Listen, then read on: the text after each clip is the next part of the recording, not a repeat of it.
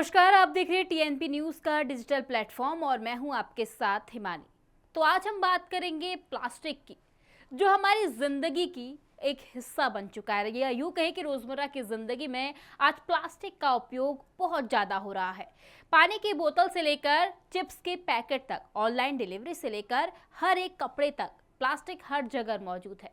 लेकिन सवाल यह है कि सुविधा के लिए इस्तेमाल किया जा रहा यही प्लास्टिक आखिर हमारे पर्यावरण और हमारी सेहत के लिए कितना बड़ा खतरा बन चुका है।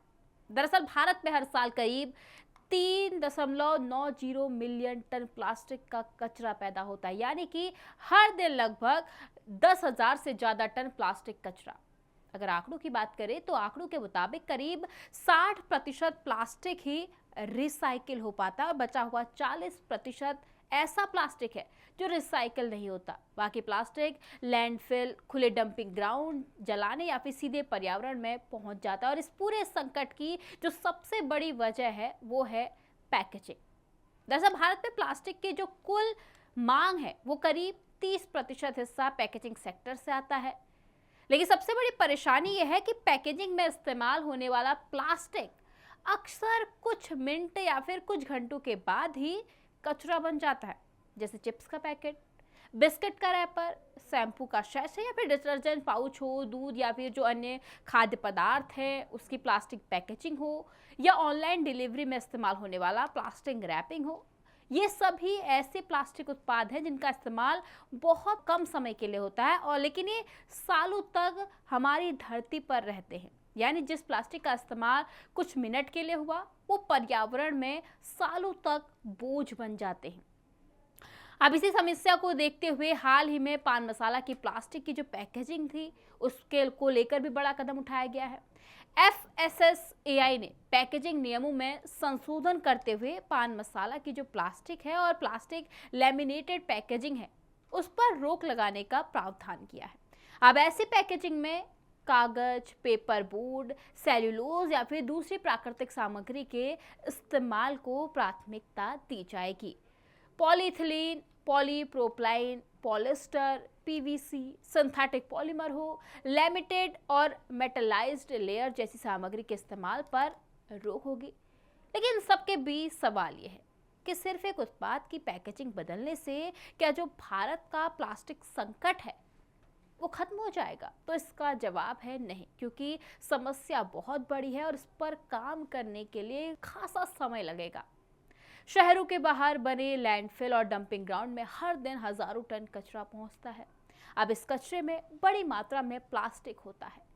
प्लास्टिक मिट्टी में आसानी से नहीं घुलता और धीरे धीरे यही कचरा छोटे छोटे टुकड़ों में टूटकर माइक्रो प्लास्टिक में बदल जाता है, जो कि जब नालियों में पहुंचता है तो जल निकासी व्यवस्था भी जाम होती है।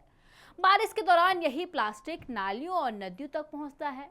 नदियों से समुद्र तक पहुंचने वाला प्लास्टिक जलीय जीवों के लिए खतरा बनता है और जब प्लास्टिक को खुले में जलाया जाता है तो समस्या और गंभीर हो जाती है। इससे धुआं और जो प्रदूषक हवा है, वो जो प्रदूषक तत्व है वो हवा में फैलते हैं, जो इंसानों और पर्यावरण दोनों को नुकसान पहुंचाते हैं। और प्लास्टिक का नुकसान सिर्फ जमीन और पानी तक सीमित नहीं है, हमारे खाने में और शरीर तक भी ये प्लास्टिक के जो छोटे कण हैं वो पहुंच जाते हैं, जिससे चिंता बढ़ जाती है। जो माइक्रो प्लास्टिक है वो पानी, हवा और खाद्य श्रृंखला में पाए जाते हैं। यानी जिस प्लास्टिक को हम इस्तेमाल करके अक्सर फेंक देते हैं वो पूरी तरह गायब नहीं होता, वो छोटे छोटे कणों के रूप में हमारे आसपास ही मौजूद रहता है और हमारे शरीर को नुकसान पहुंचा है।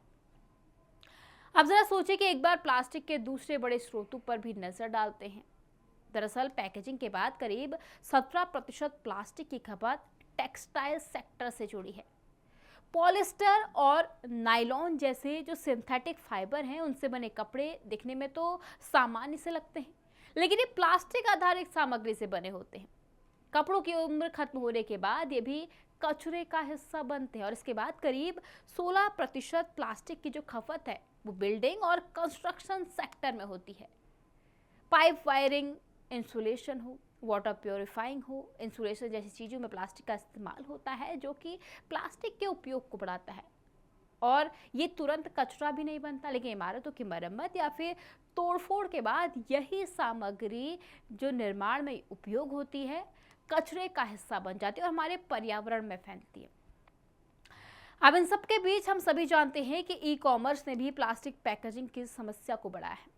ऑनलाइन ऑर्डर हो, उसके साथ जो पॉलीमेलर होते हैं, प्लास्टिक रैप होते हैं, टेप लगा होता है, लेबल लगे होते हैं और बहुत सारी जो चीज़ें होती है प्लास्टिक की वो पैकेजिंग में इस्तेमाल होती हैं।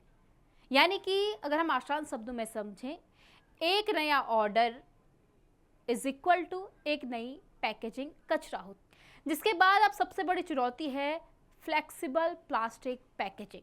ये हल्की और सस्ती होती है, लेकिन इसे रिसाइकिल करना कई बार मुश्किल होता है।